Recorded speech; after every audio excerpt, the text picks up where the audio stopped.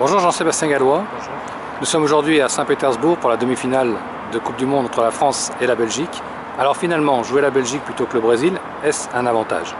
En tout cas, c'est une affiche a priori moins glamour qu'un France-Brésil, mais c'est pas forcément un avantage. Cette équipe de Belgique a quand même réussi à contrecarrer les plans d'une équipe du Brésil qu'on voyait monter en puissance et qu'on donnait clairement favorite pour le titre mondial. Elle a réussi, grâce à ses atouts offensifs, à mettre à mal cette équipe du Brésil. Alors elle a eu quelques petits soucis défensifs tout au long du tournoi, mais pas contre le Brésil. Elle a réussi à avoir un bloc qui a plutôt bien contenu ces Brésiliens. C'est pas forcément une très bonne nouvelle pour l'équipe de France, d'autant qu'elle a une génération dorée, cette équipe de Belgique, qui est assez impressionnante. Alors il y a 2 ans, l'équipe de France est finaliste de l'Euro 2016 contre le Portugal. Est-ce que ce vécu-là va servir aux joueurs de l'équipe de France? Oui, je le pense. Les joueurs ont grandi, vont se servir justement de cette pression qu'il y avait lors de cette finale de l'Euro.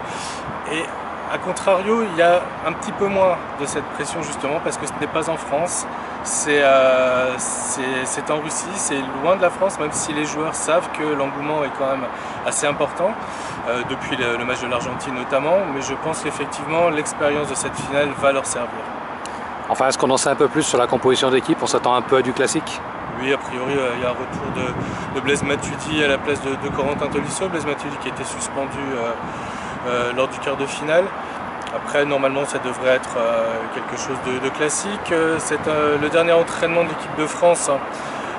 Certains joueurs ont été ménagés, on pense à Kylian Mbappé notamment, qui n'était pas sur la pelouse, mais Didier Deschamps s'est montré rassurant en disant que les 23 joueurs, même Benjamin Mendy, puisqu'il était présent lui sur la pelouse, seraient présents et aptes à débuter cette demi-finale.